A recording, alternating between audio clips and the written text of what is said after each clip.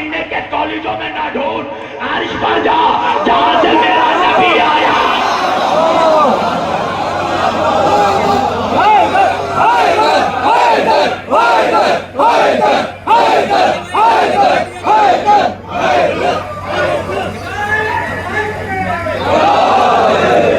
وہاں جانا پڑے گا جہاں سے نبی آیا ہے۔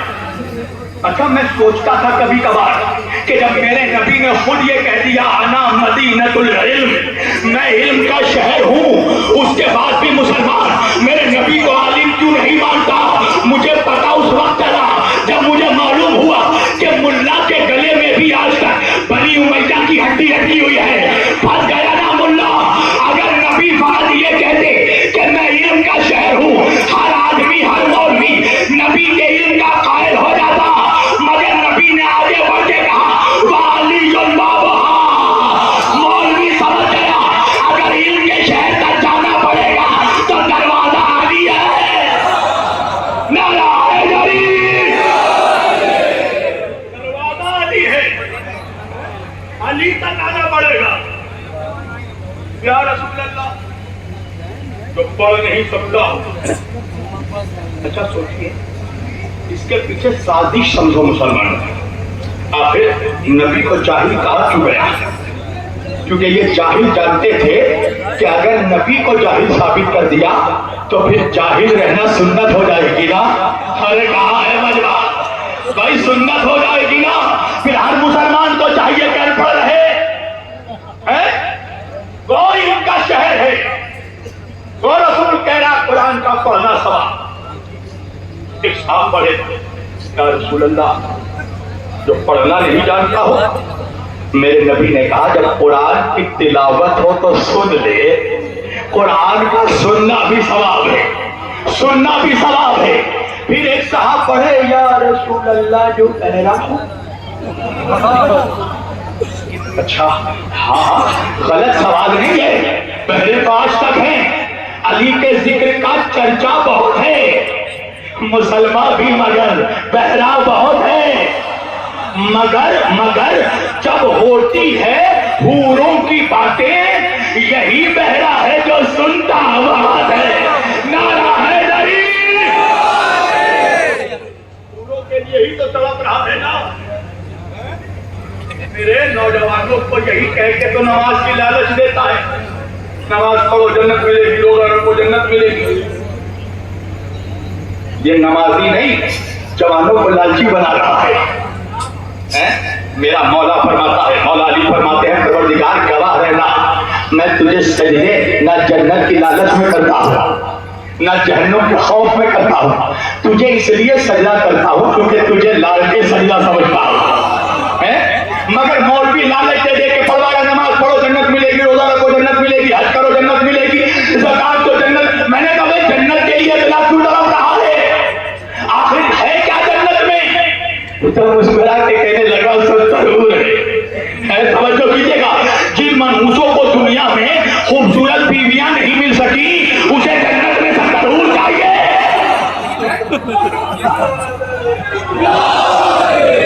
علی کو روکا جانا چاہتا ہے،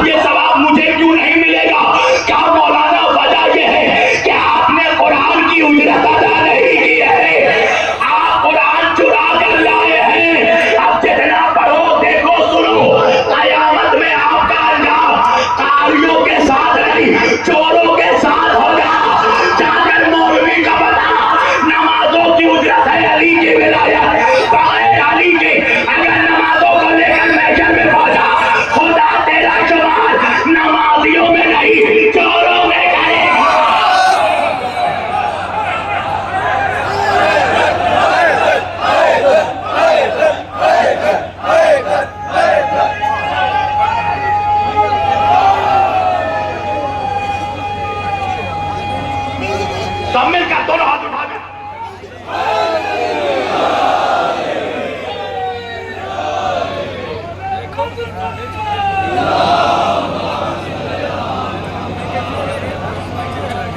مجھے پتا بھی نہیں چلا کہ 55 منٹ پڑھ چکا ہوں. بغیر علی کی محبت کے اگر پہنچے گا تو شمار نمازیوں میں نہیں چوروں میں ہوگا. یہ اجرت ہے شریعت کی علی کی محبت. بس آخری بات آیت پڑھو. اللہ نے تقاضا محبت کا بھی نہیں کیا ہے. اِلَّا الْمَوَدَّةَ فِي الْقُرْبَى. تقاضا ہے مودت کا. مودت کس کو کہتے ہیں میرے شیعہ سنی بھائیوں؟ میری طرف دیکھنا. مودت کہتے ہیں ایکسٹریم لیول کی محبت کو. وہ محبت کے جس میں کمپرومائز نہیں ہوتا, جس میں سمجھوتا نہیں ہوتا, جس میں مصلحت نہیں ہوتی. اکثر میرا جوان مجھ سے پوچھتا ہے شبیر واسی تمہیں ڈر نہیں لگتا جو بات بند مکانوں میں کہتے ہو وہی کھلے میدانوں میں بھی کہتے ہو؟ بند مکان میں بھی علی علی کرتے ہو, کھلے میدان میں بھی علی علی کرتے ہو. میں نے کہا میری جان, بند مکان میں علی علی کرنا محبت ہے, کھلے میدان میں علی علی کرنا مودت ہے.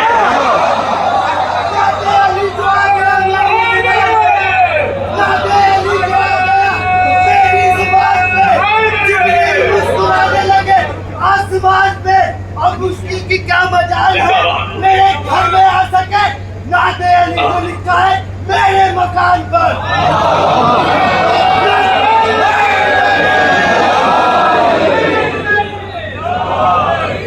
صحیح کہا میری جان.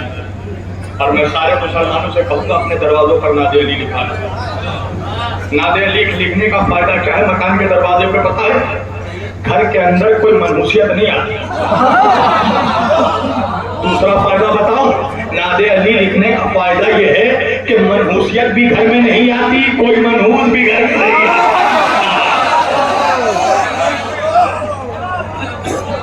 تقاضا مودت کا ہے. تقاضا اللہ نے مودت کا کیا ہے. اپنے 100 لوگوں کے بیچ علی علی کرنا کمال نہیں ہے. 1000 منافقوں کے بیچ علی علی کرو تو پتا چلے کلیجہ بھی سب جیسا ہے. وہاں دیکھی جاتی ہے مودت. بیتاب بھائی چراغ اجالوں میں نہیں جلایا جاتا, چراغ اندھیروں میں جلایا جاتا ہے. اللہ مودت کا تقاضا کر رہا ہے. فرق بتاؤں تمہیں, محبت اور مودت میں فرق کیا ہے؟ مان لو خدا نہ خواستہ مجلس ختم ہو گئی, میں یہاں سے جانے لگا, میرے اوپر حملہ ہو گیا. ہو بھی سکتا ہے منافقوں کو ہم سے ہی تو خطرہ ہے, اٹیک ہو گیا میرے اوپر. اب میرے ساتھ کے زاہد خان پوری بھائی, توجہ, حالانکہ ایسی کوئی امید نہیں ہے, میں صاف کہہ رہا ہوں, مثال دے رہا ہوں. جیسے ہی حملہ ہوا مجھے چھوڑ کر بھاگ گئے. حالانکہ بھاگیں گے نہیں, اس لیے خیبر کا مسلمان ہے. آئے آئے نعرہ حیدری, بھاگے گا نہیں میرا بھائی, خیبر کا مسلمان ہے. مثال کے طور پر حملہ ہوا میرے اوپر, مجھے چھوڑ کر نکل گئے. تو اس کا کیا مطلب ہے؟ ظاہر بھائی مجھ سے نفرت کرتے ہیں؟ کہا نہیں مولانا, آپ سے محبت کرتے ہیں. تو بھائی جب اگر محبت کرتے ہیں تو مصیبت میں مجھے چھوڑ کر کیوں بھاگے؟ کہا مولانا وجہ یہ ہے کہ یہ آپ سے تو محبت کرتے ہیں مگر آپ سے زیادہ اپنی جان سے محبت کرتے ہیں. ارے آپ تو سمجھ جاؤ, اگر ایسا ہوتا کہ میرے اوپر حملہ ہوا اور میری جان بچانے کی خاطر زاہد بھائی اپنی جان قربان کر دیتے تو اب اس محبت کو محبت نہیں مودت کہتے. اس لیے کہ مودت اس محبت کو کہتے ہیں جہاں محبوب کے سامنے اپنے جان کی کوئی حیثیت نہ ہو. اب بات سمجھ میں آ گئی نا کہ جب واقعہ کربلا ہوا تھا تو اہل بیت کے چاہنے والے لاکھوں تھے, محبت کرنے والے لاکھوں تھے, مگر مودت کرنے والے بات تھا. ایک صلوات پڑھیے مل جل کر محمد والے.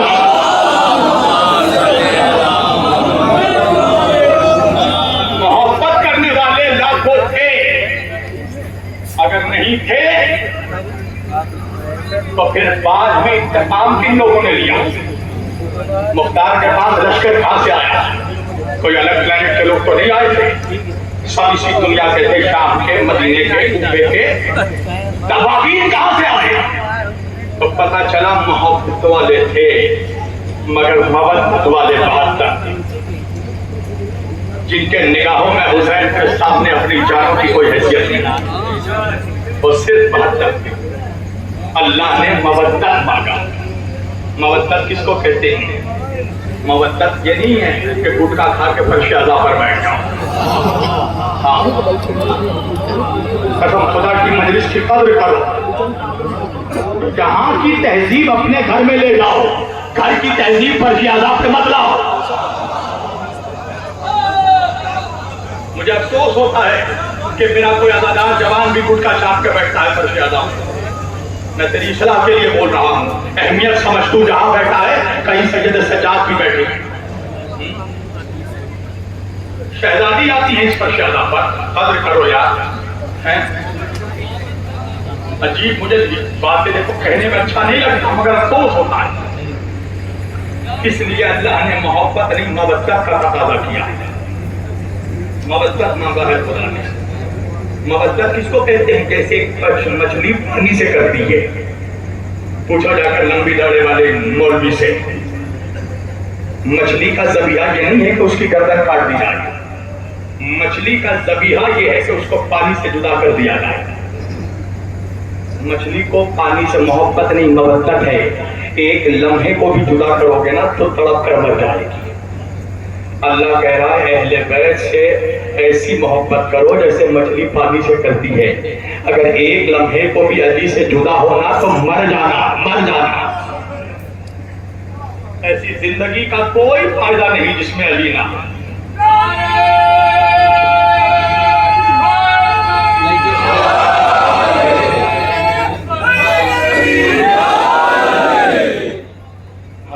ہمیں ایسی دنیا نہیں چاہیے جس میں علی نہ ہو۔ بہت لالچ دیتے ہیں دنیا والے، ہم حسین کے ذاکرہ کو، ہم کیا کریں گے منحوس تیری دولت لے کر، تیری حرام کی دولت لے کر ہم کیا کریں گے؟ تو کتنے دن جینا ہے اللہ جانتا ہے۔ 20 سال 30 سال علی کی نمک حرامی کر کے جیے؟ ہم اس دنیا کو لات مارتے ہیں جہاں علی نہ ہو، ہم اس دولت پر ٹھوکر مارتے ہیں جہاں علی نہ ہو۔ ہم نے تو سارے دنیا کا ستم ظلم اس لیے برداشت کیا ہے کہ ہم علی کو نہیں چھوڑ سکتے، ہم حسین کو نہیں چھوڑ سکتے، اس لیے کہ بہت تڑپایا ہے امت نے حسین کو، حسین کے گھر والوں کو۔ مسلمانوں انصاف سے بتانا، تمہارے نبی نے کیا مانگا تم سے زندگی میں اور تم دے کیا سکتے ہو؟ تم تو بھکاری تھے، خدیجہ کے مال نے تمہیں غنی بنایا ہے بھکاریوں، تم میرے نبی کو کیا دے سکتے؟ اللہ نے اپنے رسول سے کہا لولا لما خلقت الافلاک، میرے حبیب اگر ہم آپ کو پیدا نہ کرتے تو کائنات کو پیدا نہ کرتے، ساری کائنات ان کا صدقہ ہے، ہم لوگوں کی کیا حیثیت کیا اوقات کہ ہم نبی کو کچھ دے سکے؟ میرے نبی نے زندگی میں ہم سے کچھ نہیں مانگا، ہماری دولت، ہمارا مکان، ہمارا مال نہیں مانگا، ایک چیز مانگی نبی نے مسلمانوں، وہ بھی نہیں دے سکتے، ایک چیز مانگی اِلَّا الْمَوَدَّةَ فِي الْقُرْبَى، مجھے میرے بچوں کی محبت دے دو، ایک چیز مانگی نبی نے، میرے بعد میرے گھر والوں کا خیال رکھنا، میرے بچوں کا خیال رکھنا۔ یہی خیال رکھا تم نے کہ 50 سال کے اندر سارا گھر لوٹ لیا،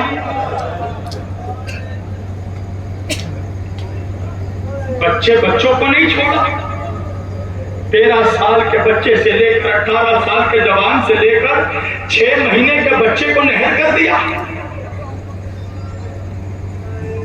تمہیں نبی کے گھر والوں پر رحم نہیں آتا؟ انصاف سے بتانا، دنیا میں کوئی ایسا قاتل تم نے دیکھا کہ مقتول کو قتل کرنے کے بعد ان کی بیٹیوں کو بازاروں سے گھمایا گیا؟ مسلمانوں نے تو یہ حد پار کر دی، نبی کے بچوں کو ذبح کرنے کے بعد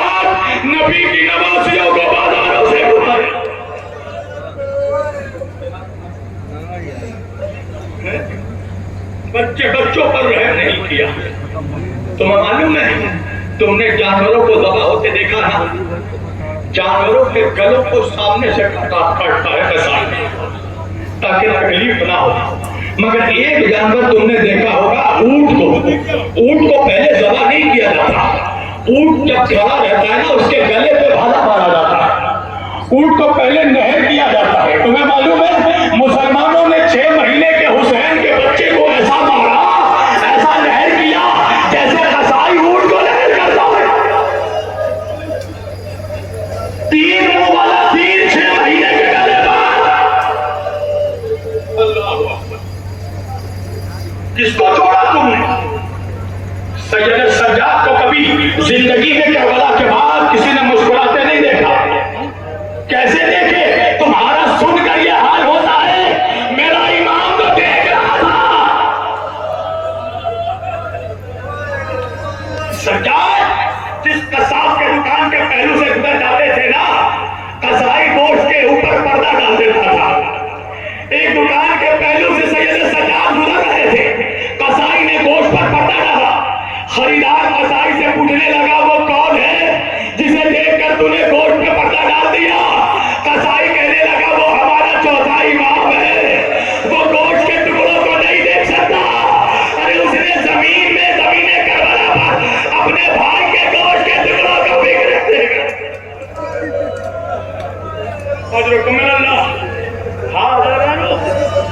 یہ مجلس ایک ایسے شہزادے سے منسوب ہے جو دین پر تھا تو قاسم تھا، زمین پر آیا تو تقسیم ہو گیا. تمہیں معلوم ہے قاسم اور قاسم کے بابا میں فرق کیا ہے؟ مولا حسن کے کلیجے کے ٹکڑے زمین پر بکھر گئے تھے اور قاسم کے جسم کے ٹکڑے زمین پر بکھر گئے.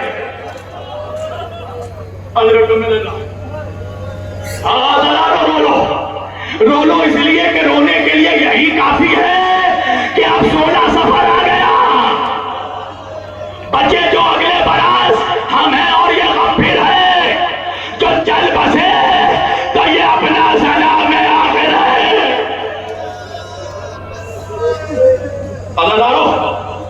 شب عاشور حسین خیموں کا طواف کر رہے تھے، خیموں کے گرد چکر لگا رہے تھے. اچانک حسین نے دیکھا کہ ایک خیمے میں چراغ روشن ہے، کچھ لوگوں کی گفتگو کی آواز آ رہی ہے. حسین خیمے کے قریب گئے، پردہ ہٹا کے دیکھا تو کیا دیکھا؟ 3 شہزادے موجود تھے، عباس، اکبر، قاسم.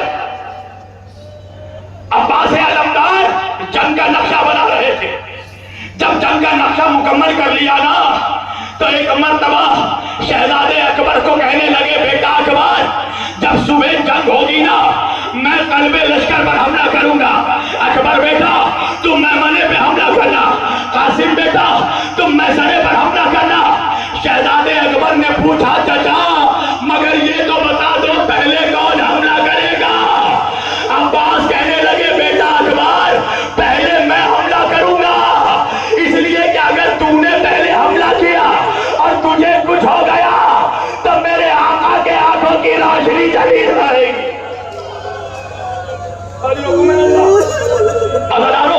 اکبر نے یہ سنا نا کہنے لگے نہیں امو جان پہلے میں حملہ کروں گا. وجہ یہ ہے کہ اگر آپ پہلے حملہ کریں گے نا، اگر آپ کو کچھ ہو گیا تو میرے بابا کی کمر ٹوٹ جائے گی.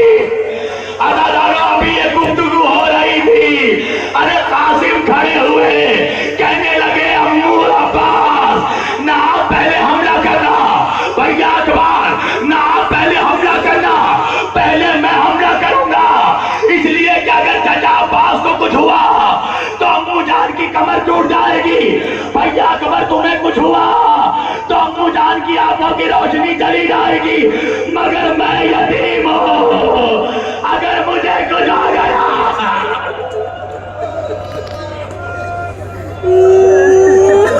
اللہ تمہاری آوازوں پر رحمت نازل کرے. حسین نے یہ گفتگو سنی، ایک مرتبہ خیمے میں داخل ہوئے، قاسم کو گلے سے لگایا. ارے قاسم جب تک چچا حسین زندہ ہے خود کو یتیم نہ کہنا.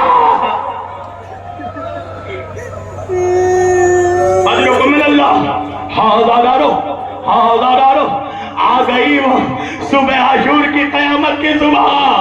حسین ایک کے بعد ایک کا لاشا لاتے ہیں. کبھی حر کا لاشا, کبھی اونو محمد کا لاشا, کبھی حبیب کا لاشا, کبھی مسلم ابن اوسیہ کا لاشا, کبھی غیب قلبی کا لاشا. آزادارو سنو گے, جب حسین گنج شہیدہ میں کسی شہید کی لاش لاتے تھے نا, ارے ام فروا قاسم کو بلا کر کہتی تھی, قاسم ایسا نہ ہو کہ اکبر کی جوانی لٹ جائے تو زندہ رہے.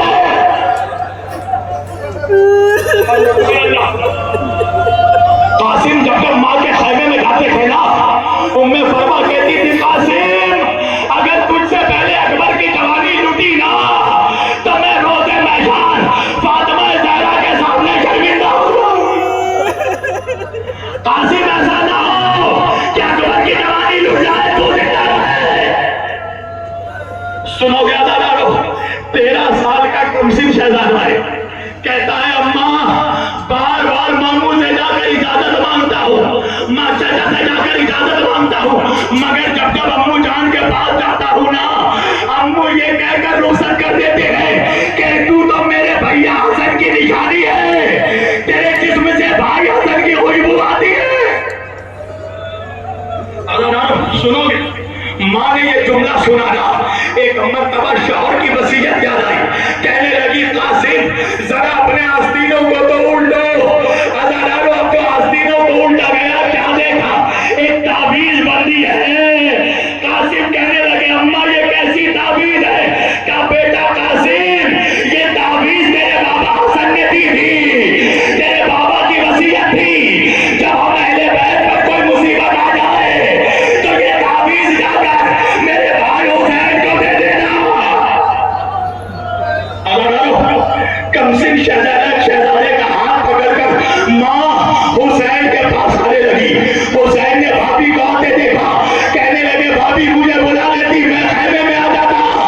ایک مرتبہ ام فروا نے تعویذ نکال کر مولا حسین کے حوالے کیا.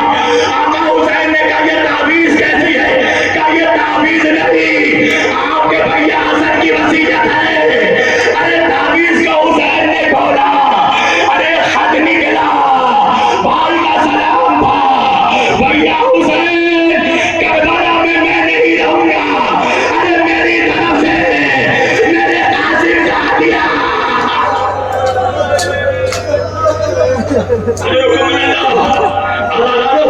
بھائی کی وصیت دیکھتے گئے, آنکھ سے آنسو بہتے گئے. ایک مرتبہ خط پڑھا, قاسم کو گلے سے لگایا, کہا جا میرے قاسم, میں نے تجھے اجازت دی, صندوق سے بھائی حسن کا سبزہ ماما نکالا, قاسم کے سر پر پہنایا, قاسم کو گھوڑے پر بیٹھایا. ابھی قاسم بڑھنے لگے تھے, حسین نے کہا قاسم ٹھہرو. قاسم نے گھوڑا روکا, حسین قاسم کے قریب گئے, گریبان کو چاک کر دیا. زینب نے تڑپ کر کہا, بھائی کیا کر رہے ہو؟ کہا رے زینب یہ یتیموں کی علامت ہے, یہ یتیموں کی نشانی ہے. اجرکم من اللہ. ہاں دادارو, قاسم میدان میں گئے, وہ وقت بھی آیا, ارزق شامی کے 7 بیٹوں کو قتل کیا. پھر ارزق شامی مقابلے پہ آیا, حسین کے چہرے کا رنگ اڑ گیا. ام فروا نے کہا, پروردگار میرے قاسم کی خیر ہو.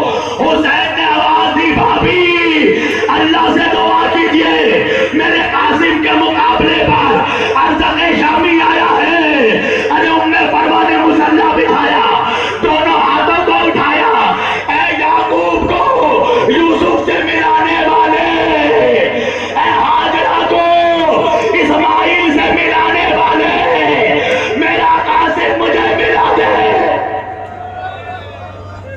اجرکم من اللہ. تاریخ یہ کہتی ہے قاسم فتح یاب ہو کر آئے, ارے چچا سے دادے شجاعت لی, واپس میدان میں گئے. وہ وقت بھی آیا, عمر سعد نے کہا, ارے یہ علی کا پوتا ہے, یہ حسن مجتبیٰ کا بیٹا ہے, ارے گھیر کر حملہ کیا جائے. ارے گھیر کر 13 سال کے شہزادے پر حملہ کیا گیا, کہیں سے تیر, کہیں سے نیزہ, کہیں سے تلوار,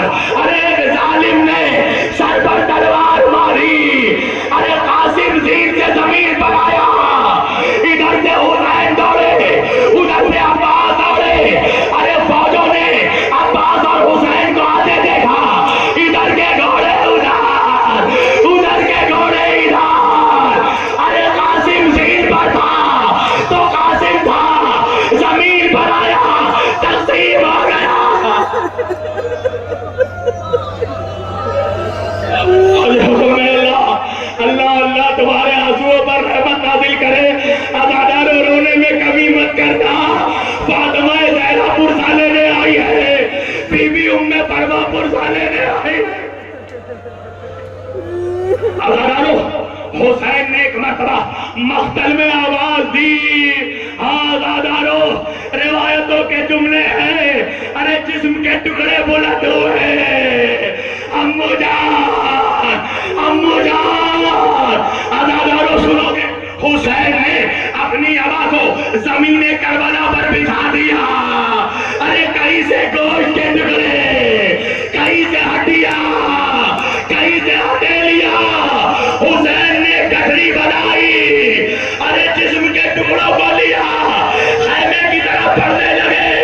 ام فرما نے یہ منظر دیکھا, آواز دی, ارے میرا قاسم اتنا چھوٹا نہیں تھا, ارے میرا قاسم, میرا بیٹا اتنا.